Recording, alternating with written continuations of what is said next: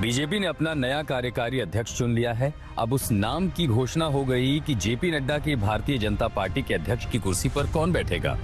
BJP संसदीय board ने कयासों और अटकलों को विराम लगाते हुए बिहार सरकार के मंत्री नितिन नबीन को राष्ट्रीय कार्यकारी अध्यक्ष घोषित कर दिया है।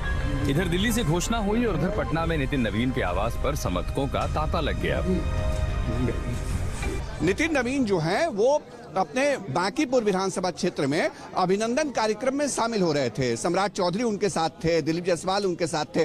तीनों में से शायद ही किसी को पता रहा होगा कि इतनी बड़ी भूमिका उनको मिलने जा रही है। और शाम होते होते देखिए तस्वीर बदल गई। बीजेपी अभी जो चुनावी जीत के बाद जश्न का सिलसिला है उससे निकली नहीं है। नितिन नबीन ने सबसे पहले अपने पिता की तस्वीर के सामने शीश झुकाया और फिर पहुंच गए बिहार बीजेपी दफ्तर। वहां उनके स्वागत के लिए राज्य बीजेपी के नेता जुटने लगे और फिर देखते ही देखते जश्न शुरू हो गया। ढोल, ताशे, आतिशबाजी सब कुछ हुआ। अचानक से ये फैसला हो जाएगा और देखिए फैसला जब हुआ है तो यहाँ ठुमके लग रहे हैं। और सबसे खास बात ये कि ये जो प्रदेश बीजेपी कार्यालय है ये खुद उसी विधानसभा क्षेत्र में है जो नितिन नबीन जहां से विधायक हैं बांकीपुर सीट से। और जो ठुमका लगा रहे हैं कार्यकर्ता, उनका मिजाज देखिए, जश्न देखिए। 45 साल की बीजेपी और 45 साल के नितिन नबीन अब सबसे बड़े राजनीतिक संगठन के कार्यकारी मुखिया के तौर पर काम करेंगे। इतनी बड़ी जिम्मेदारी मिलने पर उन्होंने पार्टी का आभार जताया। बस पार्टी के कार्यकर्ताओं का परिश्रम है और कार्यकर्ता के रूप में काम करने से पार्टी के वरिष्ठ नेता हमेशा आपको ध्यान देते हैं और मैं तो इसके लिए बस पार्टी के नेताओं के साथ और उनके साथ जो आशीर्वाद मिला है उसको आगे काम करेंगे। नितिन नबीन बिहार सरकार में पथ निर्माण मंत्री हैं। वो कायस्थ जाति से आते हैं। बिहार की बांकीपुर सीट से विधायक हैं। 2006 में पहली बार उपचुनाव जीतकर विधायक बने और तब से लेकर अब तक लगातार 5वीं बार विधायक बने हैं। छात्र जीवन से ही नितिन राजनीति में हैं। बीजेपी युवा मोर्चा के अध्यक्ष रहे। 2019 लोकसभा चुनाव में बीजेपी ने उन्हें सिक्किम का प्रभारी बनाया। 2024 लोकसभा चुनाव में छत्तीसगढ़ के प्रभारी रहे। इसके अलावा 2021 से 2024 तक छत्तीसगढ़ में बीजेपी के सह प्रभारी भी रहे।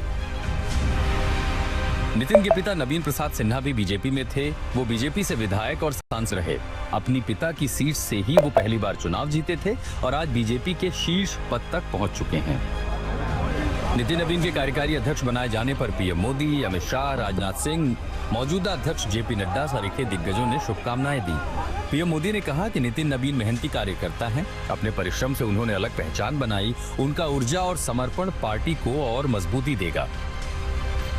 नितिन नबीन को अध्यक्ष बनाकर बीजेपी ने एक बार फिर से साबित कर दिया है कि वो किसी भी कार्यकर्ता को सबसे ऊंचे ओहदे पर बिठा सकती है। नितिन नबीन आज दिल्ली आ रहे हैं। दिल्ली में भी उनके स्वागत की तैयारियां हैं। दिल्ली की सीएम रेखा गुप्ता अपने मंत्रियों के साथ एयरपोर्ट पर उनकी अगवानी करेंगी। शशि भूषण सिंह, पटना, आज तक। अब बात कर लेते हैं सिडनी में सबसे बड़े आतंकी हमले की। सिडनी आतंकी हमले में मरने वाले की संख्या बढ़ गई है। अब तक 16 लोगों की मौत हो चुकी है। 40 लोग घायल बताए जा रहे हैं। अब इसको लेकर एक और खुलासा हुआ है। दोनों हमलावर पिता पुत्र थे।